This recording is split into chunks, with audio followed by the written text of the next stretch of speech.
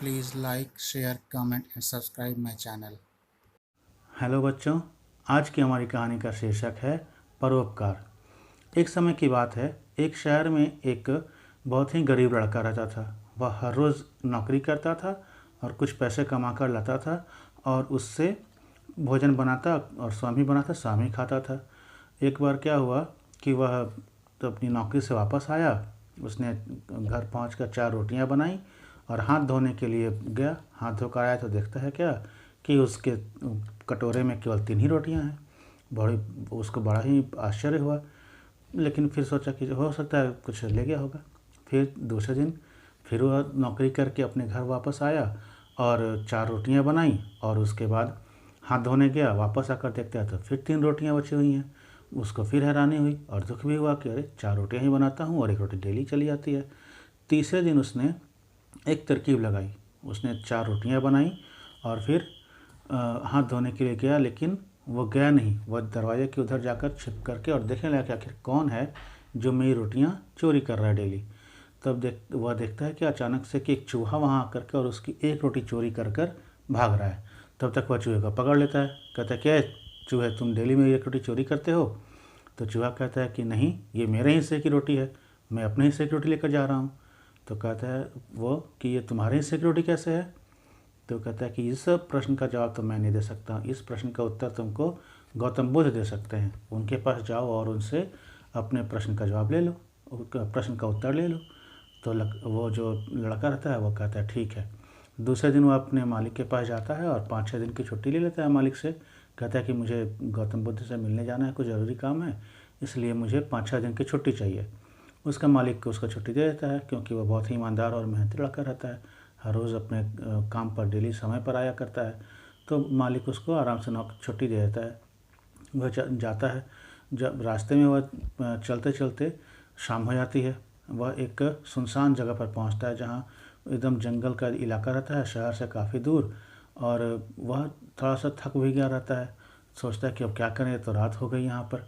तभी अचानक से चलते चलते उसे एक महलनुमा घर, बहुत ही बड़ा घर नज़र आता है। वह वहाँ जाता है और वहाँ जो दरबान रहता है उससे विनती करता है कि मुझे यहाँ रहने के लिए जगह दे दीजिए। तो दरबान कहता है कि मैं कैसे कुछ कह सकता हूँ, जाओ अंदर मालकिन है, मालकिन आपको बताएंगी। तो वह अंदर जाता है, दरवाज़ा खटखटाता है तो वहाँ से एक औरत निकल कर आती है, अधेड़ उम्र की। तो एक वह बोलती है क्या बात है? तो कहता है कि देखिए माता जी, मैं यहाँ से गौतम बुद्ध से मिलने जा रहा था और रास्ते में शाम हो गई, मुझे आगे का सफ़र भी तय करना है। तो आप अगर बहुत कृपा होगी मुझे आज रात यहाँ पर ठहरने की अनुमति दे देंगी तो कहती है कि अच्छा ठीक है, तुम गौतम बुद्ध के पास जा रहे हो तो बहुत अच्छी बात है। तो एक काम करो, तुम मेरे भी एक प्रश्न का जवाब उनसे पूछ लेना। तो कहता है क्या? तो कहता है कि तो औरत कहती है कि मेरी एक बेटी है जो लगभग 20 साल की है और जब से वो जन्म उसका हुआ है तब से वह एक शब्द भी नहीं बोली है। तो वो कब बोलेगी, यह मेरे प्रश्न को ज़रा उनसे पूछ लेना कि इसका क्या उत्तर है। तो लड़का कहता है कि ठीक है, और वो वहाँ पर रात भर रहता है आराम से। सुबह उठ करके फिर चल देता है। रास्ते में सफ़र पैदल ही करना पड़ता है उसको। तो चलते चलते एक बहुत ही विशाल बड़ा सा पहाड़ आता है। पहाड़ को देख करके वह एकदम हताश हो जाता है कि अरे इतना बड़ा पहाड़, मैं पहाड़ कैसे पार करूँगा। तो वह निराश होकर के फिर भी पहाड़ पर चढ़ाई करना शुरू कर देता है। तो थोड़ी ही दूर चलता है कि वहाँ उसे एक जादूगर जैसा सन्यासी नजर आता है। तो वो कहता है कि अरे तुम कौन हो, कहाँ जा रहे हो? तो कहता है कि साधु महाराज, मुझे गौतम बुद्ध के पास जाना है, उनसे मिलने के लिए मैं घर से चला हूँ और ये पहाड़ इतना बड़ा है, मुझे तो देखकर ही भय हो रहा है कि मैं इसे पार कर पाऊँगा या नहीं कर पाऊँगा। तो जादूगर कहता है कि अच्छा, तो तुम गौतम बुद्ध से मिलने जा रहे हो, चलो बहुत अच्छा, अच्छे काम पर जा रहे हो। इस पहाड़ को तो मैं तुम्हें यूँ पार करा दूँगा, एक चुटकी बातें ही पार करा दूँगा, लेकिन मेरा एक प्रश्न है जिसका उत्तर तुम गौतम बुद्ध से पूछ लेना। तो लड़का कहता है जी बताइए, तो आपका प्रश्न क्या है? तो जादूगर कहता है कि मेरा प्रश्न ये है कि मुझे मुक्ति कब मिलेगी, क्योंकि मैं यहाँ लगभग 100 सालों से पूजा कर रहा हूँ, तपस्या कर रहा हूँ, लेकिन मुझे मुक्ति नहीं मिल रही है। तो मुझे मुक्ति कब मिलेगी ये गौतम बुद्ध से ज़रूर पूछ लेना। लड़का कहता है ठीक है, बहुत अच्छी बात है। और उसके बाद जो जादूगर नुमा जो सन्यासी रहता है वह अपनी छड़ी घुमाता है और लड़का उस पहाड़ के उस पार चला जाता है। उसके बाद वो चलना शुरू करता है पैदल, फिर आगे बढ़ता है, पैदल चला जाता है। चलते चलते थोड़ी दूर पर उसे एक नदी नज़र आती है। अब चूँकि वो एकदम सुनसान जगह रहता है, वहाँ पर नदी को कैसे पार करें उसको समझ में नहीं आता है। वहाँ नदी में हाथ मुँह धोता है, थोड़ा सा आराम करता है और सोचता है बैठ कर के पेड़ की छाया में कि मैं इस नदी को कैसे पार करूँ, अब मैं कैसे नदी को उस पार जाऊँ। तब तक उसे एक बहुत ही बड़ा, बहुत ही विशाल कछुआ नज़र आता है। तो वो कछुए से कहता है, कछुआ दादा क्या आप मुझे ये नदी पार करा देंगे? तो कछुआ कहता है कि मैं तुम्हें नदी क्यों पार कराऊं? तो कहता है देखिए यहाँ पर तो कोई साधन है नहीं और मुझे गौतम बुद्ध से मिलना है। मेरे कुछ प्रश्न हैं जिनका उत्तर पाना मुझे बहुत ही आवश्यक है, मेरे लिए बहुत ही आवश्यक है उन प्रश्नों का उत्तर पाना। तो आप अगर मुझे नदी को उस पार करा देंगे तो आपकी बहुत कृपा होगी। तो कहता है अरे तुम तो बड़े अच्छे लड़के हो, बहुत अच्छे तरीके से बात करते हो, मैं तुमसे काफ़ी प्रसन्न हूँ और तुम बहुत अच्छे काम पर भी जा रहे हो, गौतम बुद्ध से मिलने जा रहे हो। तो एक काम करो, मैं तुम्हें पार तो कर दूंगा, लेकिन गौतम बुद्ध से मेरा भी एक प्रश्न है, उसका भी उत्तर तुम पूछ लेना। तो लड़का कहता है क्या प्रश्न है महाराज आपका? तो कहता है कछुआ कि मैं लगभग 500 सालों से इस नदी में हूँ, मैं ड्रैगन बनना चाहता हूँ, मैं ड्रैगन कब बनूँगा ये उनसे ज़रूर पूछ लेना। तो लड़का कहता है बहुत अच्छा। फिर वो कछुआ जो है उसको अपनी पीठ पर बिठा करके और नदी को पार कराता है। नदी के पार जाते ही थोड़ी दूर चलता है लड़का, तब तक गौतम बुद्ध का आश्रम नज़र आता है। वह वहाँ जाता है और तब गौतम बुद्ध उस समय प्रवचन दे रहे होते हैं। तो वह बैठकर प्रवचन सुनता है और सुनने के बाद जब प्रवचन खत्म होता है तो गौतम बुद्ध कहते हैं कि अब मुझसे कोई भी अपने 3 प्रश्न पूछ सकता है, जो भी चाहे मुझसे अपने 3 प्रश्न पूछ ले। अब लड़का सोचने पड़ जाता है कि गौतम बुद्ध ने तो कहा कि केवल 3 ही प्रश्न पूछने हैं, लेकिन मेरे पास तो 4 प्रश्न हैं, अब मैं क्या करूं?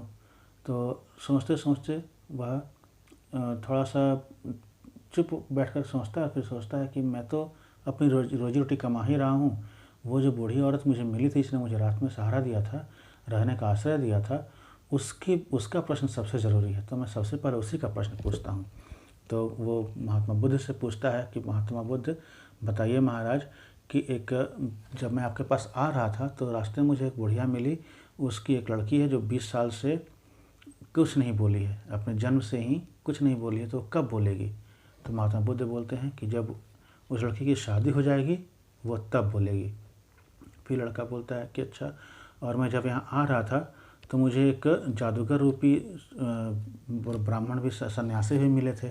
वो लगभग 100 सालों से पूजा कर रहे हैं, तपस्या कर रहे हैं। वो चाहते हैं कि मुक्ति पाना, उन्हें मुक्ति कब मिलेगी? तो गौतम बुद्ध कहते हैं कि वो जब अपनी छड़ी को त्याग देगा तब उसे मुक्ति मिल जाएगी। लड़का कहता है ठीक है। अब बच जाते हैं 2 प्रश्न, कि एक लड़के का अपना प्रश्न कि वो चूहिया का हिस्सा कैसे था, और दूसरा ये कि इस कछुए को कैसे मुक्ति मिलेगी। वो सोचने पड़ जाता है। थोड़ी देर के बाद वो अब इस निष्कर्ष पर पहुँचता है कि मेरा तो खैर एक चूहा एक रोटी ना खाता है, क्या उससे आता जाता है, मैं तो अपना कमा रहा हूँ, खा रहा हूँ, एक रोटी खाएगा डेली तो कोई दिक्कत नहीं है। मैं कछुए के बारे में पूछता हूँ, बेचारा 500 सालों से परेशान है, नदी में ही बैठा हुआ है। तो कहता है कि अच्छा महाराज, मैं जब यहाँ आ रहा था तो पास की नदी में मुझे एक बड़ा ही विशाल कछुआ मिला, वह ड्रैगन बनना चाहता है, वह ड्रैगन कब बनेगा? तो गौतम बुद्ध कहते हैं कि जिस दिन वह कछुआ अपने कवच को उतार कर फेंक देगा वह ड्रैगन बन जाएगा। अब जो है वह लड़का वहाँ से चलता है, गौतम बुद्ध को प्रणाम करता है और वहाँ से चल देता है। थोड़ी दूर जाने के बाद फिर नदी आ जाती है। नदी में कछुआ उसका इंतजार कर रहा होता है। कछुआ कहता है क्यों, तुम मेरे प्रश्न का उत्तर लाए? तो लड़का कहता है कि हाँ, आपके प्रश्न का उत्तर गौतम बुद्ध ने दिया। उन्होंने कहा कि जिस दिन आप अपना यह कवच उतार देंगे या खोल जो है वो उतार देंगे, उस दिन आप ड्रैगन बन जाएंगे। तो कछुआ कहता है कि मुझे इस खोल का क्या करना है? वह जल्द से ही खोल उतार देता है, और जैसे ही खोल उतार देता है वह ड्रैगन बन जाता है, और वह जो खोल है वह पूरा मोतियों से भरा हुआ निकलता है। तो कछुआ जो है वह कहता है कि मैं इन मोतियों का क्या करूँगा, ये मेरे लिए तो किसी काम के नहीं है, मुझे ड्रैगन बनना था और मैं तो ड्रैगन बन गया हूँ, तो मोती ये तुम ले लो। लड़का खुशी खुशी मोती ले लेता है और फिर वो नदी को पार कराया था कछुआ उसको। उसके बाद वह चलता है, चलते चलते पहाड़ के पास पहुंचता है और उस साधु के बारे में सोचता है। साधु वहां आ जाता है, प्रकट हो जाता है, तो पूछता है कि तुम मेरे प्रश्न का उत्तर लाए? तो लड़का कहता है हाँ, मैं आपके प्रश्न का उत्तर ले आया। तो कहता है कि क्या है मेरे प्रश्न का उत्तर? तो लड़का कहता है कि महात्मा जी ने कहा कि जिस दिन आप अपनी ये छड़ी त्याग देंगे उस दिन आप मुक्त हो जाएंगे, उससे उस दिन आपको मुक्ति मिल जाएगी। तो सन्यासी कहता है कि मैं इस छड़ी का क्या करूँगा, ये तो मेरी तपस्या तप का फल था और मुझे तो मुख्य रूप से मुक्ति पानी है, इस छड़ी से मेरा कोई लेना देना नहीं है और मैं इस छड़ी का क्या करूँगा। लो, मैं इस छड़ी का आज ही त्याग करता हूँ, ये छड़ी तुम रख लो। तो लड़का बड़ा खुश होता है, वह उस मोती भी उसे मिल जाते हैं और छड़ी भी मिल जाती है। और छड़ी घुमाता है और फिर पहाड़ के उस पार चला जाता है। फिर चलते चलते वो उस घर पहुँचता है जहाँ उसने रात बिताई थी। वह बुढ़िया वहाँ उसका इंतजार कर रही होती है, उसे देखकर बहुत खुश होती है। कहती है कि तुम मेरे प्रश्न का उत्तर लाए। तो लड़का कहता है हाँ, आपके प्रश्न का उत्तर मैं ले आया। तो औरत बोलती है क्या है मेरे प्रश्न का उत्तर, बहुत ही उतावली हो जाती है। तो लड़का कहता है कि महात्मा बुद्ध ने कहा कि जिस दिन आपकी बेटी की शादी होगी यह उसी दिन बोलेगी। तो औरत जो है वो कहती है कि अब इससे अच्छा और क्या हो सकता है, मेरी लड़की शादी करते ही बोल पड़ेगी और तुमसे अच्छा लड़का मुझे मिलेगा नहीं, क्योंकि तुमने मेरा उपकार किया है, इतना बड़ा उपकार किया है, तो मैं अपनी बेटी की शादी तुमसे करना चाहती हूँ। तो लड़का जो है वो वहाँ बैठा रहता है। वो औरत जो है जाती है, अपनी लड़की को बुला कर लाती है। लड़की आती है, दोनों एक दूसरे को देखते हैं और फिर उस दोनों की शादी कर दी जाती है। शादी करने के तुरंत बाद ही लड़की बोलती है अरे आप तो वही महाशय हैं जो उस दिन में हमारे घर रात में ठहरे थे। तो बुढ़िया बहुत खुश आती है कि अरे मेरी बेटी बोल पड़ी, मेरी बेटी बोल पड़ी। तो इसके बाद अब उस लड़के के पास जो छोटी मोटी नौकरी कर रहा था, उसके पास मोतियों से भरा हुआ थैला भी था, जादू की छड़ी भी थी और एक सुंदर कन्या भी थी। तो सारी चीज़ों से प्राप्त हो जाती हैं। और ये सारी चीज़ों से क्यों प्राप्त होती हैं, क्योंकि उसने अपने प्रश्न का त्याग कर दिया। तो इस कहानी से हमें क्या शिक्षा मिलती है कि हम जब दूसरों के बारे में सोचते हैं, अपने बारे में सोचना छोड़कर जब हम दूसरों के बारे में सोचना शुरू कर देते हैं, तो हमें सारी चीज़ें जो हमें मिलनी चाहिए वो अपने आप मिलती चली जाती हैं। क्योंकि जब हम अपने बारे में सोचना छोड़ देते हैं तब ईश्वर हमारे बारे में सोचना शुरू कर देता है। तो इसीलिए हमें हमेशा दूसरों के बारे में सोचना चाहिए, परोपकार करते रहना चाहिए। धन्यवाद।